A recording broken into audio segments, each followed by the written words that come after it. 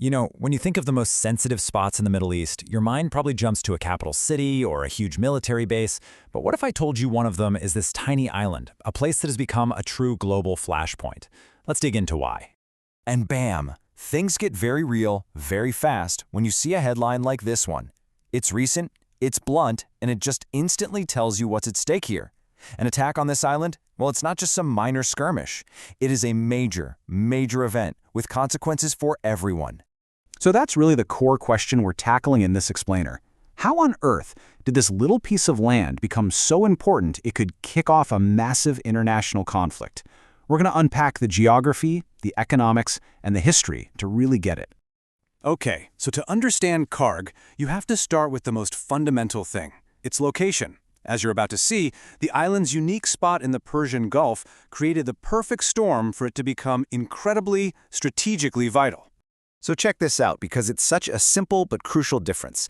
The mainland coast of Iran, the water is just too shallow. You can't get those massive supertankers that carry the world's oil anywhere near it. But Kharg Island, it's got deep water all around it. It's the perfect natural parking spot for the biggest ships on the planet.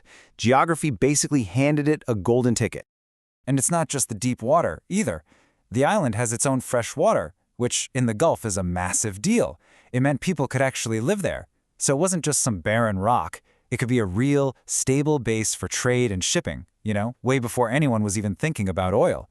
It was a natural hub, just waiting for its moment. So we've got these great natural advantages. But now let's talk about how they were supercharged, turning a convenient little island into the absolute economic lifeline for the entire nation of Iran. This is where things really go global. Just let that number sink in, 90%. It's not just an important port. It is the port. Almost all of Iran's main source of income, its wealth, its power, it all has to squeeze through this one tiny, concentrated spot. And this shows you exactly how it works. The oil gets pumped out of the ground deep inland. It travels through this huge web of pipelines, and then it all converges right here, at Kharg Island. It's the final, absolutely essential link in the chain before that oil can hit the world market. And this right here, this is the core paradox of Kharg Island. On one hand, funneling everything through one spot is incredibly efficient. It's a logistical dream. But from a military point of view, oh man, you've just painted a giant, glowing bullseye on the most important part of your economy. Its biggest strength is, without a doubt, its biggest weakness. Now, this idea of Kharg being a target, it's not new, not at all. The headlines we see today are really just the latest chapter in a very, very long story. Its strategic value has made it a prize and a target for centuries. I mean, look at this timeline. It starts off as a place for merchants and pearl divers. Then, a few centuries later, it's a strategic outpost for a huge European empire. But the 20th century just changed the game entirely. In the 60s, it becomes this oil superhub, and then boom, by the 80s, it's getting bombed over and over again by Iraq for that exact reason. And that's the key takeaway here. Those attacks in the 1980s, they set the playbook for today. It was one of the first really clear examples of what we now call geoeconomic warfare. We are not trying to conquer land, you're using military force to go straight for the economic jugular. Okay, so we've got the geography, the economics, the history. Now, let's pull it all together and connect it to what's happening today, to understand why this one island truly matters on the world stage. This is the concept you need to know. Academics call it concentrated exposure. It's a fancy way of saying you've put all your eggs in one very obvious, very stationary basket.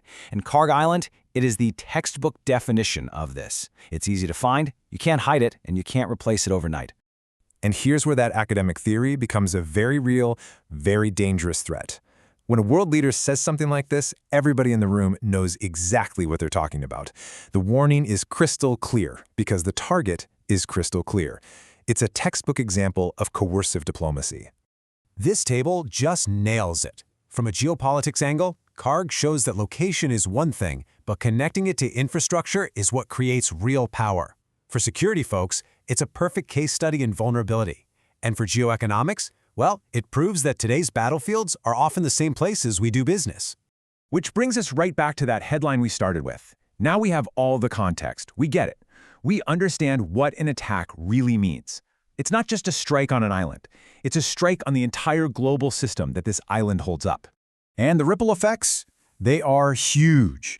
An attack could instantly vaporize millions of barrels of oil from the market a day. That would send shockwaves through energy prices everywhere.